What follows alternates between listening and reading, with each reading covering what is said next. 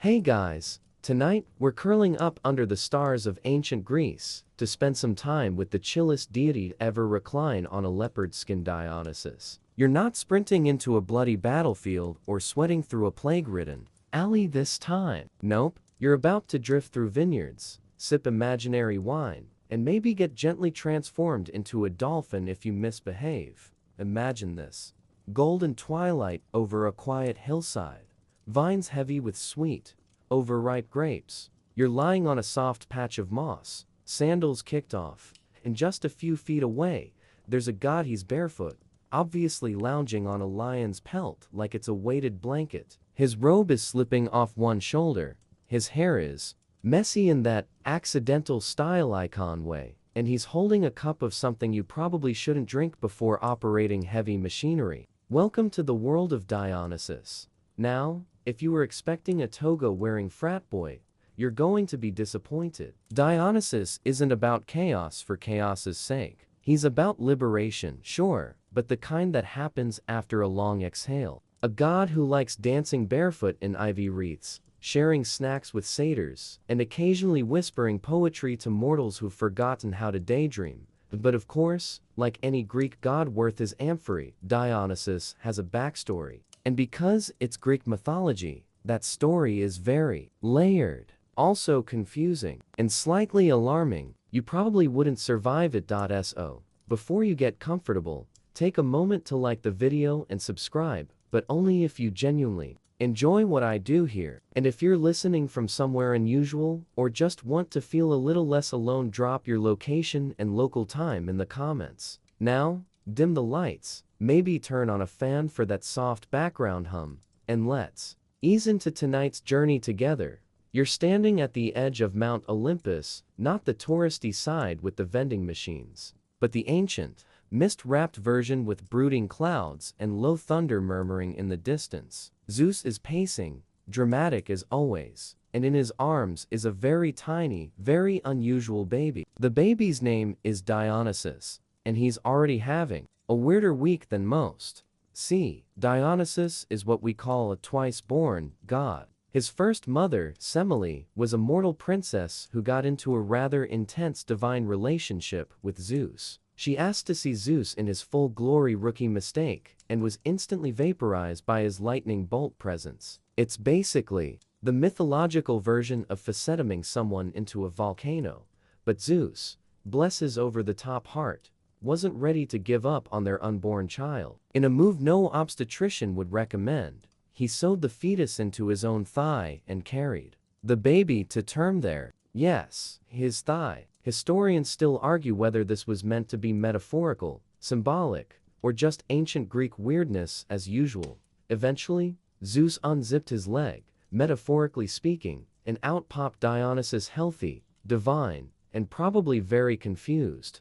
And thus, the god of wine, pleasure, and soft focus chaos was born. Now, being the son of Zeus doesn't automatically earn you a golden bassinet and a nursery in Olympus. Hera, Zeus's wife, was less than thrilled, and by less than thrilled, we mean actively trying to destroy the child with a vengeance powered by marital resentment and divine fire. You wouldn't survive Hera's grudge. Few do. So, to keep the infant Dionysus safe, Zeus pulled some strings, or maybe ivy vines, and sent the child far from Olympus. No lightning bolts, no godly politics, just a baby in need of peace. And that's how you find yourself, on this dreamlike night, floating down from Olympus toward a mysterious, vine-covered hill where things move a little more slowly. A place where bees hum lullabies and leaves twitch like they're listening. A place called Mount Nysa. There, Dionysus is handed over to a small circle of caretakers, a few kindly nymphs, a satyr who smells like dried figs, and a goat named Hysteros, who insists on butting everyone lovingly in the knees. They raise him with songs, honey cakes, and bedtime stories that include at least one confusing metaphor per paragraph. This is where Dionysus learns how to sway instead of march, how to smile instead of strike. He grows up with dirt under his nails and grape stains on his lips. No golden armor, no divine lectures, just music, laughter, and the occasional philosophical conversation with a squirrel. One curious fact: many ancient depictions of Dionysus as a child show him holding a fennel stalk hollow and green, like nature's sippy cup. It's said he kept it with him even as he aged, transforming it into a thyrsus, a staff wound with ivy and tipped with a pine cone. Basically, it's the ancient Greek equivalent of a very stylish walking stick/party baton. And even as a toddler, Dionysus begins to attract attention, not the dramatic kind, but the quiet pull of something different. He isn't warlike like ours, nor smug like Apollo. He's soft, unpredictable, and strangely magnetic. Animals seem to pause when he passes. Vines stretch just a bit farther to greet him. One story from this time tells of a moment when baby Dionysus laughed, and a fig tree blossomed out of season. Another claims he once cried, and the river nearby turned briefly into diluted wine. Scholars today are still unsure whether these myths reflect agricultural symbolism, ritual practice, or simply some deeply creative ancient as you sit with Dionysus in this forested corner of the mythic world. It's hard not to feel yourself relax. He's not doing anything dramatic. He's just being. Maybe he plucks a lyre string, maybe he hums a note that vibrates in your chest. The world feels slightly tilted, slightly dreamy. You're not sure if that's the magic, or just the onset of a really lovely nap.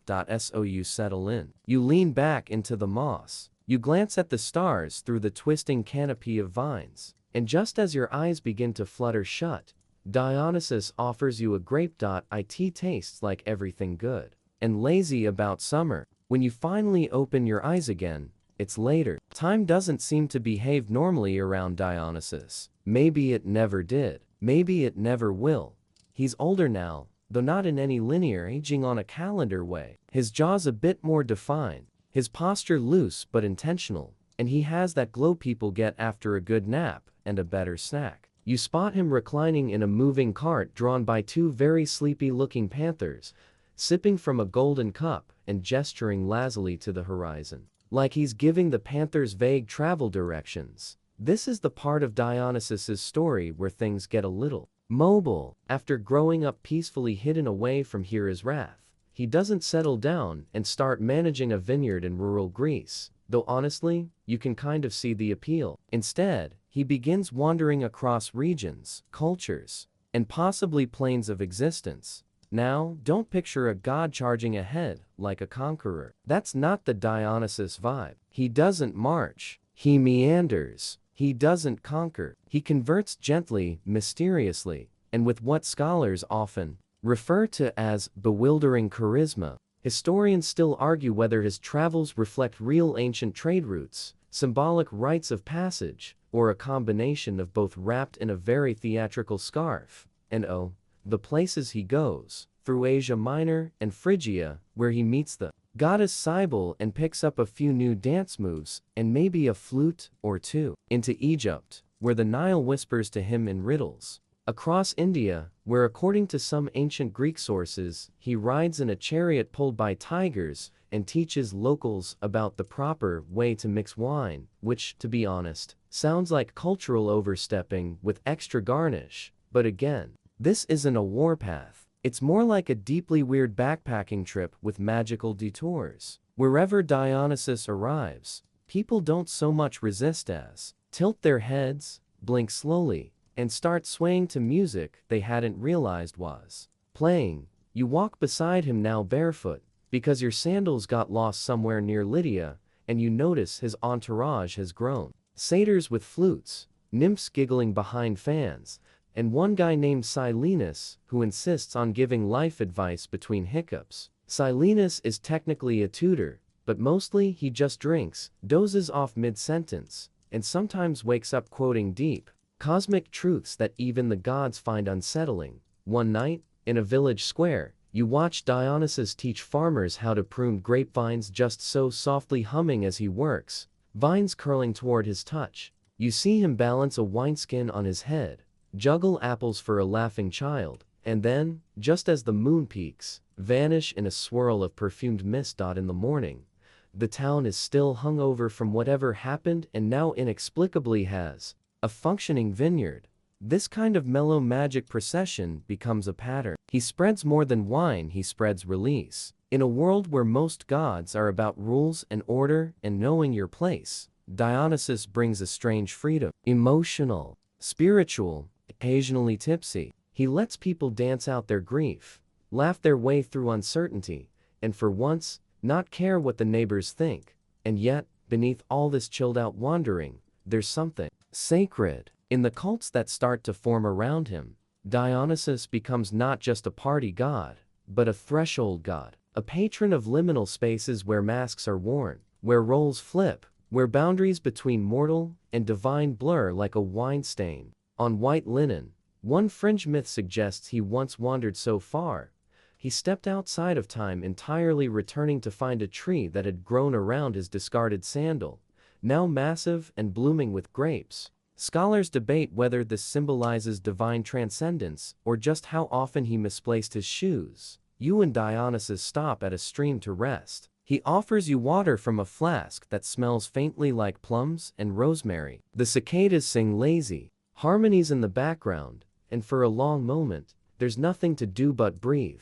I could settle here, he murmurs, not really to you, not really to anyone. But then who would teach the next village how to dance? He laughs softly at his own thought, leans back against a sun-warmed rock, and starts sketching shapes into the dirt with a twig. You're not sure if they're letters or constellations or a recipe for fig jam. One last note before you nod off again beside him. Dionysus never forces anyone to join him. That's kind of his whole thing. You can walk away at any time, but most don't.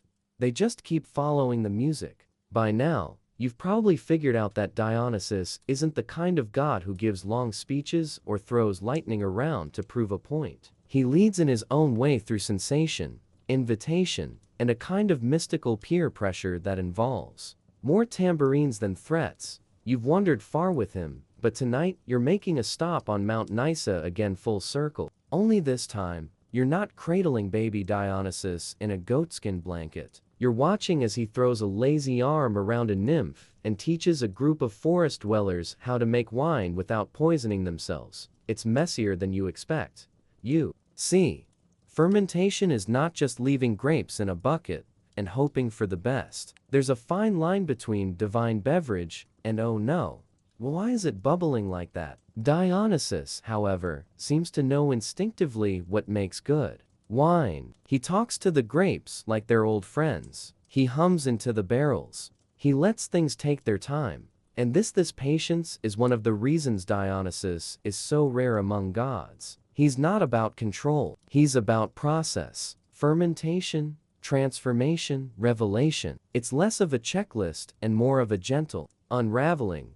One of the first vineyards he supposedly planted was on a windswept hill in Thrace. The story goes that he whispered blessings into the soil and vines sprang up overnight. Of course, there's also a version where he tripped over a root, spilled some juice, and the ground just got the idea. Historians still argue whether these early viticulture myths reflect agricultural innovation or a particularly creative hangover story. As you stroll between the vines, you notice how carefully everything is spaced. Dionysus might seem chaotic, but he knows what makes things grow. There's a wild wisdom behind the laziness. You pluck a grape, just one, and it bursts sweet and tart on your tongue, sticky with sun and sleep. Around you, others are laughing, humming, weaving garlands from ivy and poppy petals. There's no real organization, and yet everyone seems to know what they're doing. It's like jazz, but with agriculture.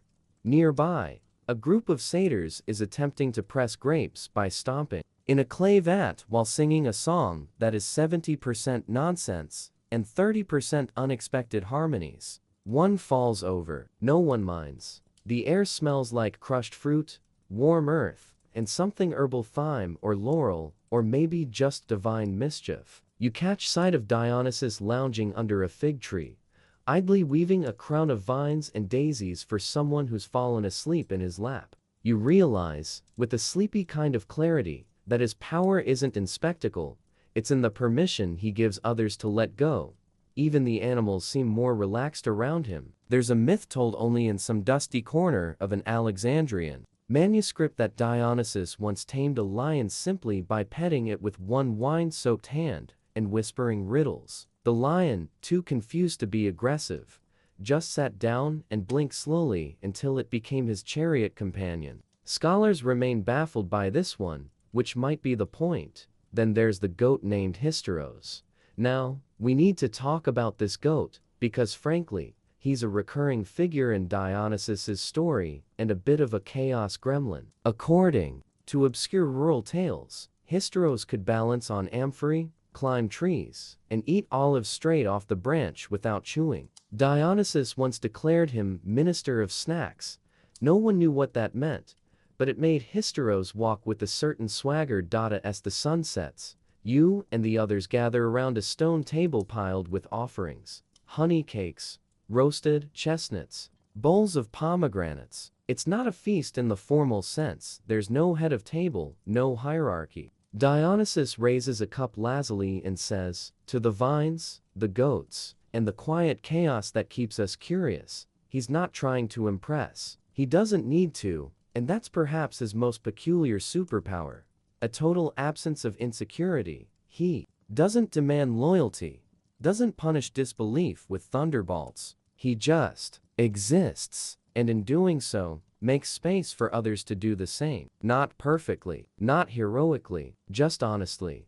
Later, as the fire crackles low and the moonlight pools over your ankles, someone asks where Dionysus came from before all this. A satyr raises an eyebrow and says, "He came from a thigh," then falls asleep mid-chew on a fig. You smile. Somehow, it all makes sense. The fire burns low as you stretch your legs beneath the canopy of stars. Your back rests against a warm rock, and in front of you, Dionysus is playing a game of knucklebones with a nymph who keeps forgetting the rules. No one cares. The rules keep changing anyway. The night hums with soft laughter, distant flutes, and the rhythmic slap of bare feet on packed earth. The god is in no rush to be anywhere, which is exactly why people follow him. Tonight's mood is travel again. The panthers are stretching, yawning wide enough to flash teeth, but not interest. Dionysus is already halfway into a fresh robe that smells like crushed mint and grape leaves. The journey is calling not with urgency, but with curiosity. So you pack lightly, no baggage, just your sandals, and maybe a date stuffed with almonds. The road unfolds lazily before you. Dionysus isn't just walking for fun, though he absolutely enjoys a scenic detour. His wanderings across Asia and beyond are legendary, if confusing. According to some accounts, especially the ones told with a glass of wine in hand, he traveled through Phrygia, Lydia, Syria, and all the way to India. This might be a metaphor, or a wine-induced exaggeration, or both. Historians still argue whether this reflects literal conquest, spiritual journeying, or mythologized memory of trade contacts. But in every place, something similar happens. He arrives quietly, stays mysteriously, and leaves indelibly. One story from Phrygia tells of the time he stumbled upon the goddess Cybele's shrine during a rainstorm. Instead of demanding hospitality, Dionysus simply curled up beneath a tree and fell asleep, using a drum as a pillow. The priests found him the next morning, smiling in his sleep, already wrapped in ivy. Rather than expel him, they invited him in, and from that moment, Dionysian and Cybelean rites began to intertwine while dancing, ecstatic drumming, and frankly, a lot of shouting in forests. You walk now through a landscape changing slowly, olive groves giving way to thick jungle, air dampening with every breath. The path becomes soft underfoot, like moss warmed by sun. In one village, the people greet Dionysus with garlands of marigold and bowls of fermented mango. They don't speak Greek, but it doesn't matter. They recognize something in him. Later, someone swears they saw a tiger pulling his chariot through the banyan trees. That might be metaphorical, or the tiger was just very chill. In the ancient city of Nysa, yes, another Nysa, he collects them. Like favorite cafes, Dionysus is said to have established a temple not made of stone, but of flowering vines. No one knows how long it lasted. Maybe a week, maybe it's still there, hidden beneath some quiet hill, blooming just out of phase with this reality. You sit beside him on the road one afternoon as he crafts a flute from bamboo, carving slowly, with a curved bronze knife that hums faintly when it touches the wood. His fingers are stained purple. His eyes flick up. "Not all gods want temples," he says, smiling. You nod like you understand. Maybe you do. His companions change with the regions. Sometimes it's wild women dancing in spirals, their feet dusted with ash and saffron. Sometimes it's men with drums slung low on their hips, following rhythms only they can hear. Sometimes it's animals, always a few curious children, and always Silenus is perpetual +1. The old satyr stumbles into every town ahead of the procession, singing songs full of riddles and warnings. Once, you saw him try to explain the concept of entropy to a goat. The goat seemed intrigued. One evening, in a desert oasis, a small boy brings Dionysus a cracked jar of local wine. It's sour, harsh, probably not safe for humans. Dionysus takes one sip, coughs theatrically, and then gently murmurs, "It's got potential." He shows the villagers how to filter it with fig leaves and infuse it with honey and anise. By morning, the whole town is tipsy and writing poetry. That's the thing, he doesn't just teach people to make wine. He teaches them how to feel again, to gather, to dance without choreography, to sing without needing a reason. In a world full of gods who demand order, he offers joy.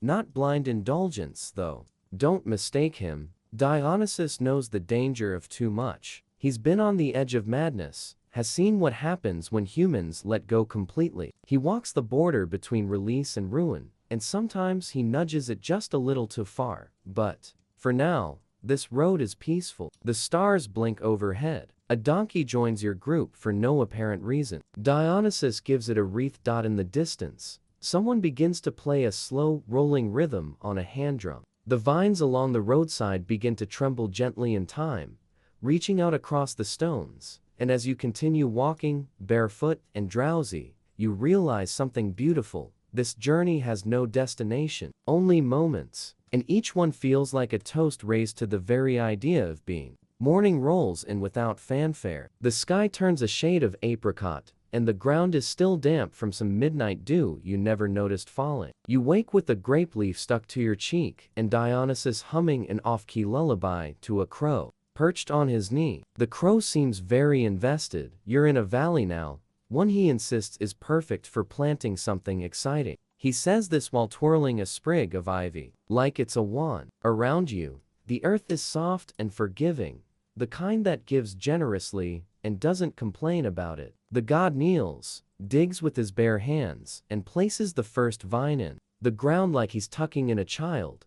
This is the beginning of what will become the world's first vineyard, at least according to one version of the myth. Historians still argue whether the tale refers to early viticulture in the Near East, or is just a well-aged metaphor for creative inspiration. Either way, Dionysus makes a ceremony of it. He claps dirt off his hands, pats the vine like it's done a good job, and leans back to admire the view. You do too. It's peaceful, fertile. You can almost hear the grapes ripening in the sun. Of course, they're not actually growing yet, but with Dionysus, things happen on their own schedule. That first harvest is chaotic. The satyrs are terrible. At pruning, one trims the same branch for times. Another eats more grapes than he gathers. A nymph is caught trying to ferment figs in her armpit as a shortcut. Dionysus watches, amused, sipping a drink that smells like lavender and mild regret. Eventually, after much stomping, sloshing, and a near miss involving a goat and a clay jar, the first wine is born. Dionysus raises a cup to the sky and pours out a little onto the earth. A thank you, or maybe a peace offering. You follow suit. The wine is sharp, herbal, a little wild, but it tastes like laughter under sun-warmed leaves. Then come the lessons. Dionysus teaches the art of pacing something mortals struggle with. You watch a farmer from the next valley pass out face first in a patch of marjoram. Dionysus sighs, flicks a drop of water at him, and continues explaining the importance of moderation, which is ironic coming from a god who once wore a leopard as a poncho. But it's not about indulgence. It's about ritual, transformation. A well-made wine can unstick grief from your ribs or open your heart just enough to tell the truth. It's not just a drink. It's a gentle permission slip. One sip too many, though, and your thoughts start spinning like goat tracks in the mud. One scroll tucked away in a dusty corner of a temple archive records Dionysus introducing different types of wine for different moods. Joyful harvest, morning rain, boring dinner with in-laws. That last one may be a later Roman addition. Scholars debate its authenticity, but admit it sounds plausible.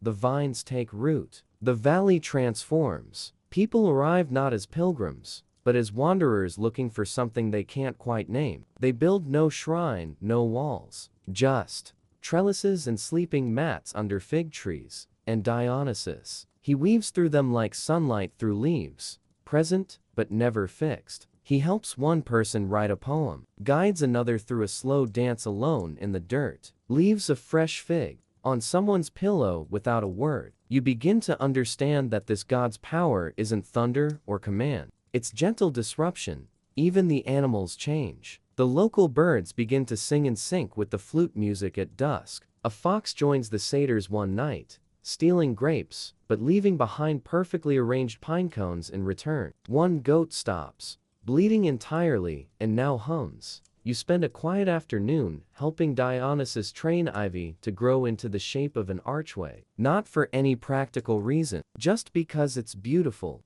And because sometimes, walking through an archway feels like stepping into a better version of yourself. At twilight, a traveling potter arrives with cracked sandals and calloused hands. Dionysus offers him wine, asks nothing in return. The potter cries after one sip silently, just a few tears, and then smiles like he's remembered something important. You lie on your back later that night, watching stars wink behind drifting clouds. Dionysus lounges beside you, arms behind his head, idly naming constellations that may or may not exist.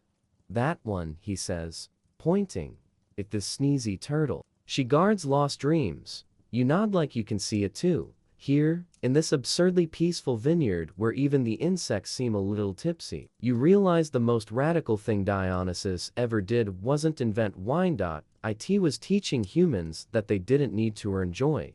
They only needed to taste it. The vineyard thrives, and with it, so does the gentle oddity that always seems to ripple through places Dionysus lingers. One morning, a spring begins, flowing from a crack in the earth where someone dropped a wine cup. It's cool, clear, and according to Silenus slightly fizzy on Thursdays. You don't question it. Around here, the line between miracle and coincidence is like the thinnest veil of mist. Dionysus, however, is restless. You notice it in the way he begins walking more than reclining, and how his fingers twitch when the wind picks up. He's not unhappy, he never really is, but the vines are healthy now, the valley's calm, and the world is wide. So, once again, you pack light. One satchel, a decent fig, and a pouch of seeds that may or may not grow into wildflowers depending on how politely you ask.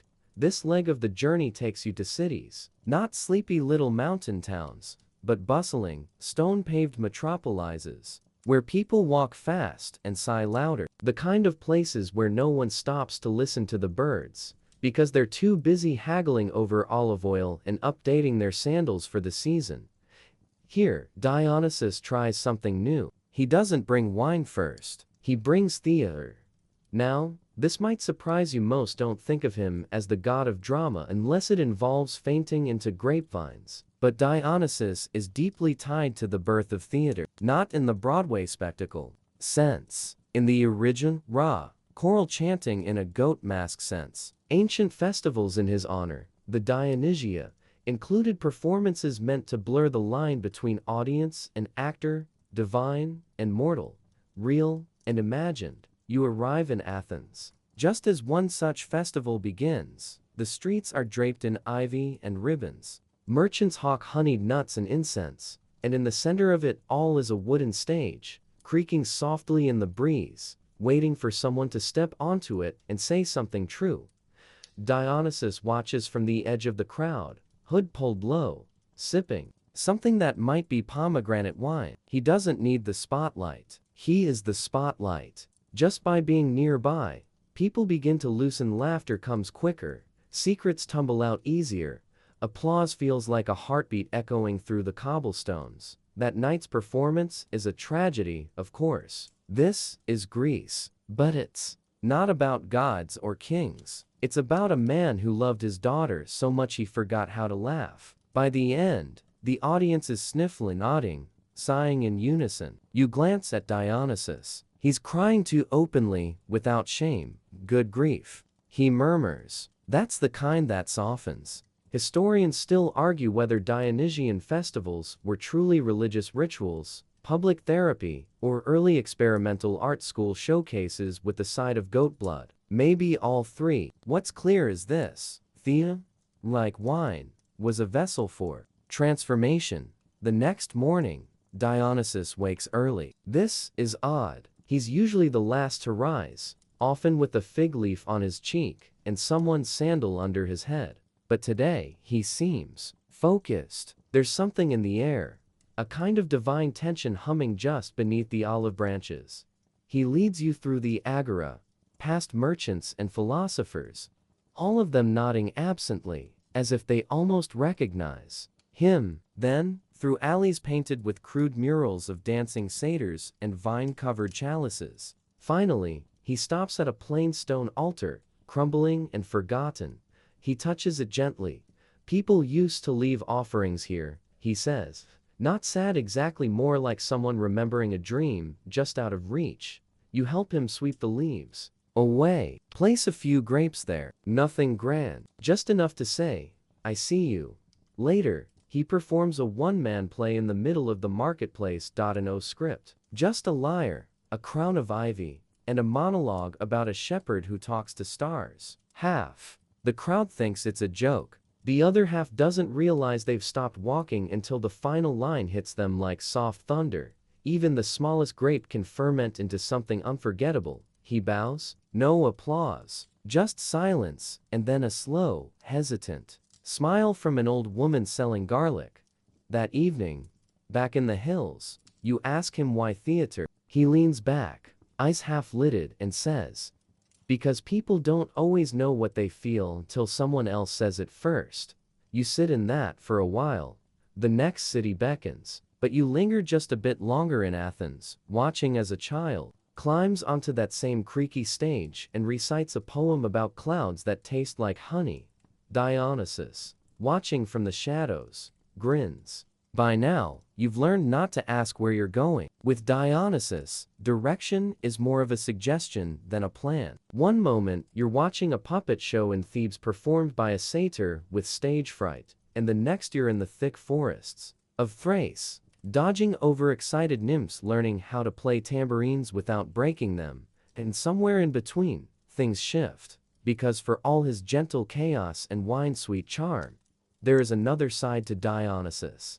A quieter, stranger, deeper current running underneath the laughter and garlands. Tonight, as the firelight flickers against his face, you begin to feel it. He's telling a story, not with grand gestures or thunderclaps, just his usual lazy, winding style, half-whispered between sips of something warm and herbal. It's about a king named Pentheus, and it's the kind of story you feel in your chest before you understand it. Pentheus was a ruler of Thebes, clever, rigid, and, crucially, very committed to maintaining order, which is exactly the kind of person Dionysus tends to disturb by simply existing. When Dionysus arrives in Thebes, spreading his wine and theater and ecstatic dances, Pentheus decides he's had enough. He declares Dionysus a fraud, orders him arrested, says he's corrupting the women, making them dance in the hills, forget their chores, question things. Which, fair he kind of is. Here's where the story tilts. Dionysus, instead of retaliating with divine wrath, plays along. He lets himself be captured, smiles in chains, walks through the palace corridors like he owns them, and eventually convinces Pentheus through a confusing, unsettling series of questions and illusions to disguise himself as a woman and spy on the Bacchic rituals. Historians still argue whether this myth is a warning about resisting spiritual liberation, a veiled tale of gender performance, or simply a tragic parable about hubris wrapped in ivy. Whatever the case, Pentheus ends up torn apart literally by frenzied Bacchae who mistake him for a lion. Yeah, that part's not exactly bedtime friendly. But here's the thing, Dionysus didn't make it happen. He just allowed the masks to fall, and once they did, everyone saw what they already feared, that beneath all our roles and rules, we're just people craving connection, expression, release. Sometimes, it comes as a dance. Sometimes, a breakdown. Dionysus doesn't force the transformation. He offers it. Back at the fire, you glance at him. His face is unreadable. Not sad. Not smug. Just still. He runs a thumb along the rim of his cup and finally says, Pentheus wanted control more than truth. That's a lonely way to live. Later that night, you dream of Thebes, of torchlight on stone walls, of ivy pushing through cracks in marble, of a quiet song rising from the hills that no one dares sing during the day. The next morning, the camp is quieter. No dancing, no flute practice. Even the satyrs seem subdued. You help Dionysus gather dew from the grass. He says it makes the wine feel more honest. He smiles at your confusion. Joy is real, he says, but it's not all there is. That's the thing about Dionysus. He's not just about pleasure. He's about truth. The kind that shows up after a third cup, when your laugh turns into a sigh, and you finally admit what you've been holding in your heart for years. In another myth rarely told, except in whispered fragments, Dionysus is said to have sat beside a grieving woman for 7 days, saying nothing, only passing her a fig and keeping the fire lit. When she finally spoke, he wept with her, then handed her a vine cutting and said, "Plant this. It'll help. That's the god you're traveling with. Yes. He'll teach you how to throw a festival with pine cones and percussion, but he'll also sit with your sorrow, unafraid, unmoving, unfiltered, and when the night gets too heavy, he'll pour you one last cup and whisper, you don't have to carry it alone." Dawn stretches lazily as you and Dionysus make your way out of the shadowed forests of Thrace and into the sun-dappled fields of Lydia. Here, the air smells faintly of wild herbs and something ancient you can't quite name, like the scent of old parchment mixed with fresh rain. You can almost hear the earth exhaling after a long sleep. Dionysus hums softly, weaving his way through the olive groves, fingers brushing the leaves as if exchanging secrets. His presence here feels different, not the roguish party god or mysterious teacher, but something softer or contemplative. The quiet side of joy, you think. This land is famous for something you didn't expect. Ancient medicinal practices. The locals believe that the vines Dionysus planted centuries ago carry healing powers. Their leaves used in poultices and teas to soothe everything from headaches to heartache. A mainstream historical fact. Lydia was indeed a crossroads of early herbal knowledge and medicine, blending ideas from neighboring cultures. You watch as Dionysus collects a handful of grape leaves, crushing them gently between his fingers to release a faintly sweet aroma. They say a leaf can calm a restless mind. He murmurs, passing you one. It's oddly soothing, like a lullaby in plant form. Then comes a quirky tidbit one you can't help but smile at. According to a lesser-known myth, Dionysus once cured a village's insomnia by teaching them a peculiar ritual involving grapevine smoke and lullabies sung backward. Whether this was a genuine ancient practice, or just the kind of story that grows like ivy around gods, historians still argue. Some think it's a metaphor for how wine and music can lull the soul to sleep, while others believe it hints at early aromatherapy. You sit by a gentle stream, listening to the water's steady murmur as Dionysus recounts tales of strange remedies from his travels, like a Roman concoction blending honey, poppies, and wine, used to chase away the persistent whispers of insomnia. You chuckle, imagining the trial and error involved in mixing drinks that help you sleep, rather than send you dancing in the moonlight. As afternoon wanes, the conversation turns to the mysterious nature of dreams. Dionysus grins, leaning back against an olive tree. Dreams are just the mind's way of swirling the night's wine, don't you think? Some sweet, some bitter, all a little dizzying. You nod. the warmth of the day settling in your bones. It's clear that with Dionysus, even the most ordinary things leaves, smoke. Songs are infused with a kind of magic that's less about spectacle and more about subtle transformation. As the sun dips low, casting long shadows across the fields, Dionysus pulls you up. Come, he says, there's a village that could use a little wine and wisdom tonight. You follow, ready for whatever gentle mischief and comfort the night will bring. Dawn stretches lazily as you and Dionysus make your way out of the shadowed forests of Thrace and into the sun-dappled fields of Lydia. Here, the air smells faintly of wild herbs and something ancient you can't quite name, like the scent of old parchment mixed with fresh rain. You can almost hear the earth exhaling after a long sleep. Dionysus hums softly, weaving his way through the olive groves, fingers brushing the leaves as if exchanging secrets. His presence here feels different, not the roguish party god or mysterious teacher, but something softer or contemplative. The quiet side of joy, you think. This land is famous for something you didn't expect. Ancient medicinal practices. The locals believe that the vines Dionysus planted centuries ago carry healing powers. Their leaves used in poultices and teas to soothe everything from headaches to heartache. A mainstream historical fact. Lydia was indeed a crossroads of early herbal knowledge and medicine, blending ideas from neighboring cultures. You watch as Dionysus collects a handful of grape leaves, crushing them gently between his fingers to release a faintly sweet aroma. They say a leaf can calm a restless mind.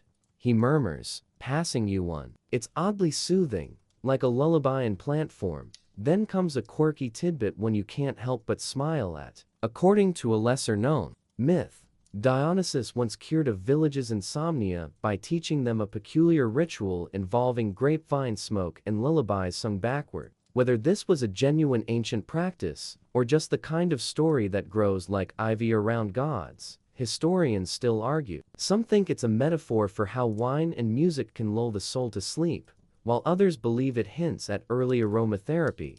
You sit by a gentle stream, listening to the water's steady murmur as Dionysus recounts tales of strange remedies from his travels, like a Roman concoction blending honey, poppies, and wine, used to chase away the persistent whispers of insomnia. You chuckle, imagining the trial and error involved in mixing drinks that help you sleep, rather than send you dancing in the moonlight.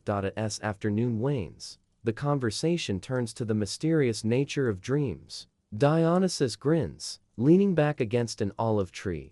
Dreams are just the mind's way of swirling the night's wine, don't you think? Some sweet, some bitter, all a little dizzying. You nod, the warmth of the day settling in your bones. It's clear that with Dionysus, even the most ordinary things leaves, smoke. Songs are infused with a kind of magic that's less about spectacle and more about subtle transformation. As the sun dips low, casting long shadows across the fields, Dionysus pulls you up. Come, he says, there's a village that could use a little wine and wisdom tonight. You follow, ready for whatever gentle mischief and comfort the night will bring. The morning light spills softly over the rolling hills as you and Dionysus begin your journey once again. The scent of fresh earth and crushed grape skins lingers in the air, mixing with the faint aroma of wild thyme and distant sea salt. It's a quiet morning, one that invites reflection and slow steps. Dionysus moves with a calm purpose,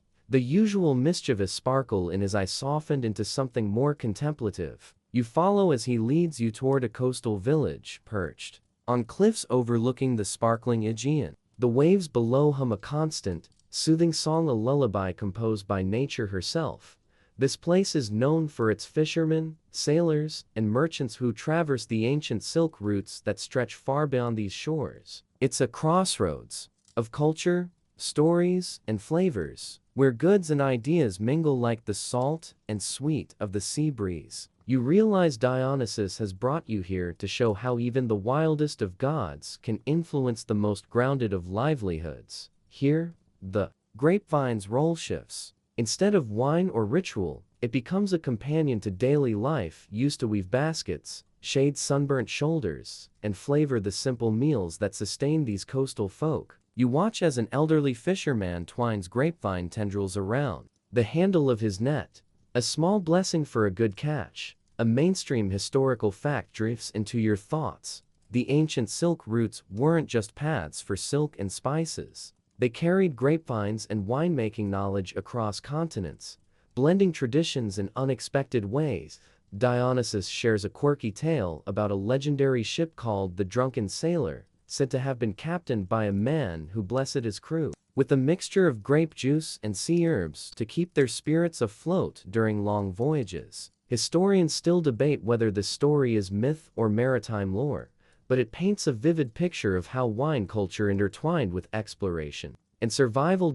As the sun climbs higher, you wander through the bustling market, the salty air mixing with the scent of dried figs and freshly baked bread. Vendors shout their wares, children chase each other with reckless abandon, and somewhere, a lute strings a lazy tune. Dionysus smiles, watching how life here carries its own rhythm, steady, unhurried, but full of quiet joy. It's a reminder that relaxation and resilience often live side by side. That evening, as the village settles beneath a sky sprinkled with stars, Dionysus invites you to join a simple feast. Grapes, olives, bread, and honey each bite a small celebration of the earth's generosity. The conversation is soft, stories weaving like the vines overhead. You feel the pulse of ancient connections in every shared smile, every clink of the clay cups, and as the night deepens, the god of wine leans close and says, "Sometimes, the most powerful magic is simply knowing where you belong." You let his words settle like the last warmth of the day, ready to follow wherever the journey flows next. You awake to a gentle breeze carrying the scent of wildflowers and distant cedar. The sky is a soft wash of pastel pinks and blues, and the world feels tender like it's still stretching after a long sleep. Dionysus is already awake, tending to a small fire that crackles softly, sending spirals of smoke into the awakening sky.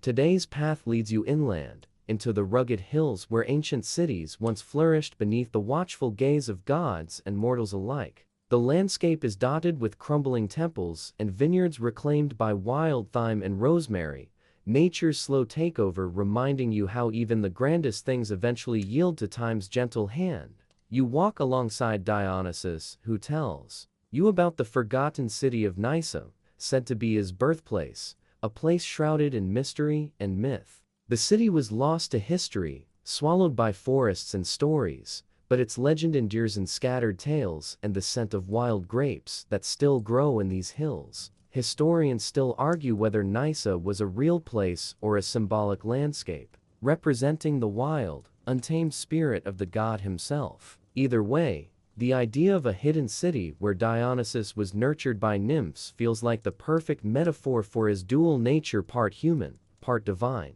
both playful and profound. As you wander through what feels like the ghosts of streets, Dionysus shares a curious story about the secret festivals held here. Unlike the noisy bacchanals you might imagine, these rites were quiet affairs, filled with whispered prayers, slow dances, and offerings of honeyed wine to ease the spirit's journey between worlds. You notice how the air feels charged yet calm, a delicate balance that seems to echo Dionysus's own temperament, joy mixed with melancholy, chaos softened by peace. At one point, you pause by a vine-covered altar, where a small plaque tells of a healing ritual involving grape leaves and river water. The locals believed it could soothe not only the body, but the restless mind, a blend of science and faith that still puzzles scholars today. Dionysus sits beside you, plucking a ripe grape from a nearby cluster. "Even gods need places to grow," he says softly,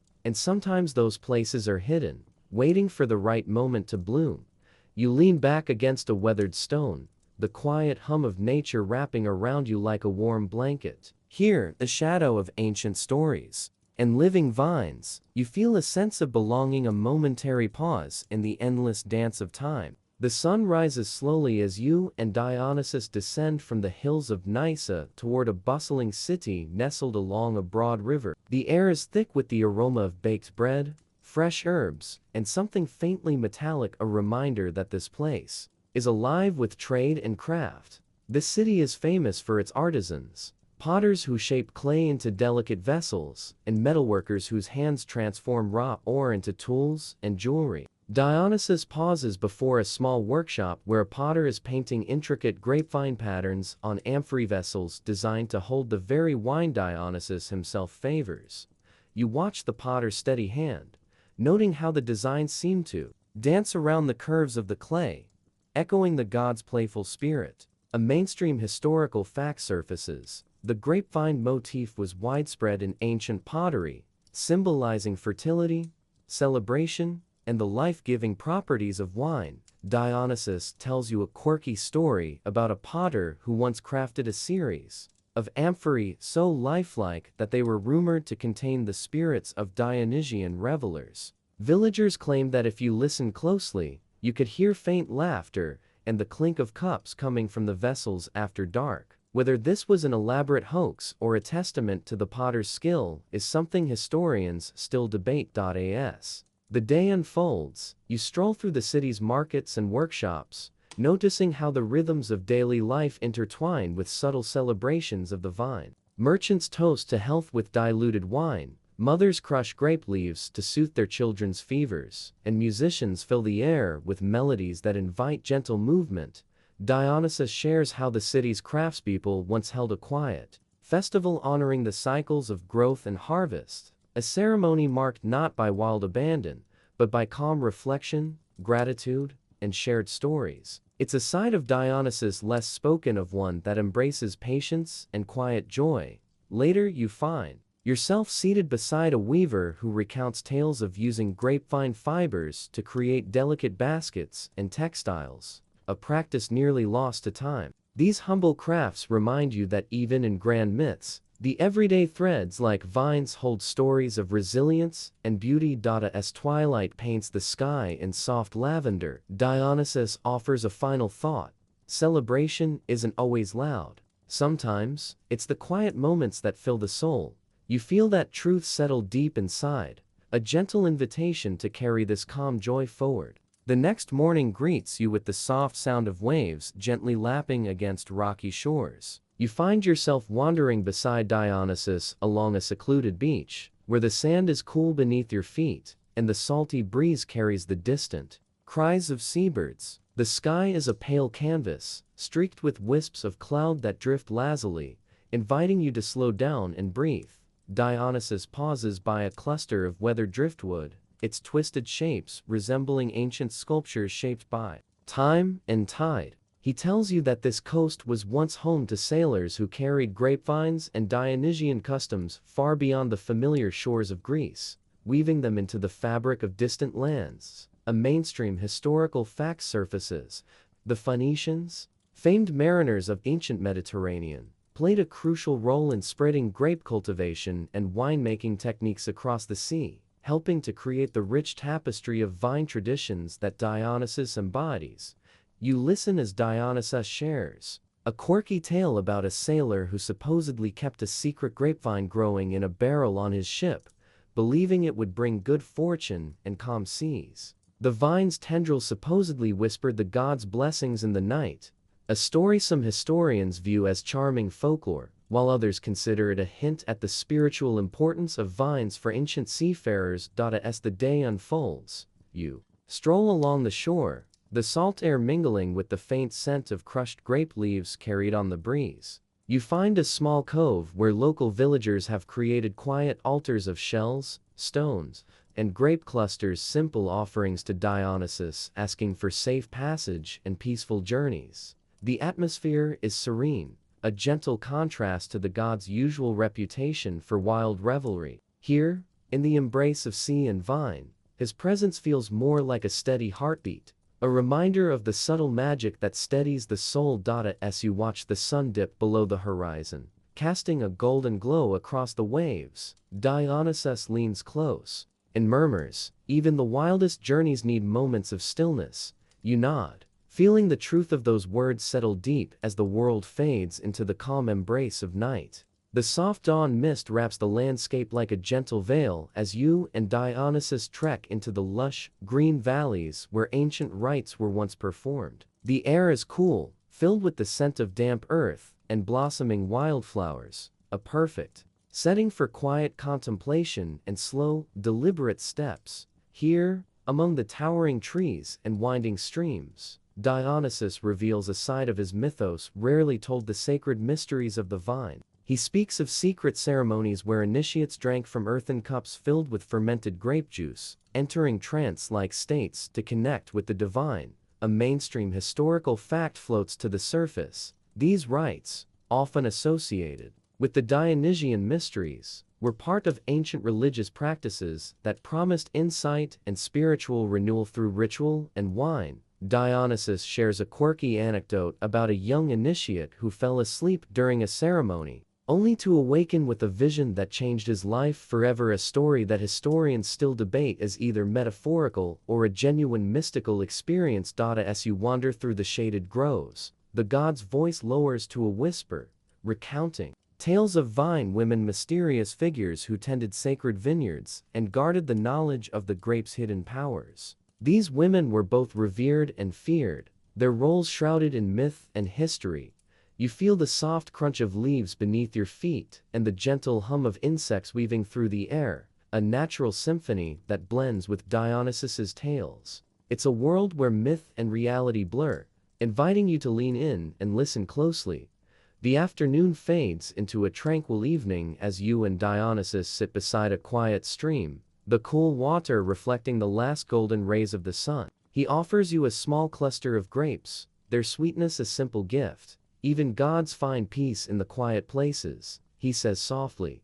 You close your eyes, letting the sounds and stories wash over you, feeling the gentle embrace of a world where history, myth, and nature intertwine. The evening sky deepens into a velvet tapestry sprinkled with countless stars, as you and Dionysus make your way back toward the familiar paths of the city. The air is cool now, filled with the soft fragrance of night-blooming flowers and the distant murmur of the river flowing gently through the landscape. You walk slowly, the steady rhythm of your footsteps mingling with the faint rustle of leaves and the occasional chirp of nocturnal creatures. Dionysus moves beside you with the calm grace, the earlier boisterousness of his reputation replaced by a serene, almost tender presence. As you near the city gates, he shares reflections on his journey through myth and history, reminding you that relaxation and joy often come from embracing life's contrasts: wildness and calm, chaos and order, revelry and rest.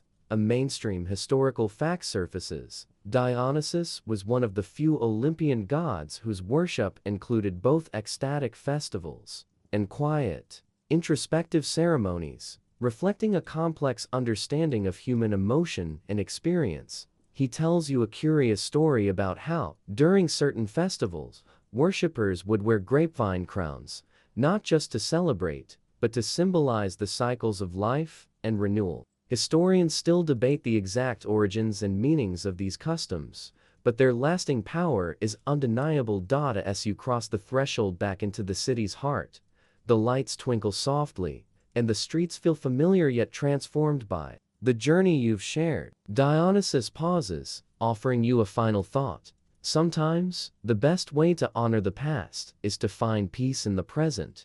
You nod, feeling a deep sense of calm settling over you like a warm cloak. The night wraps around you gently, the quiet hum of the city fading into the background as you prepare to rest.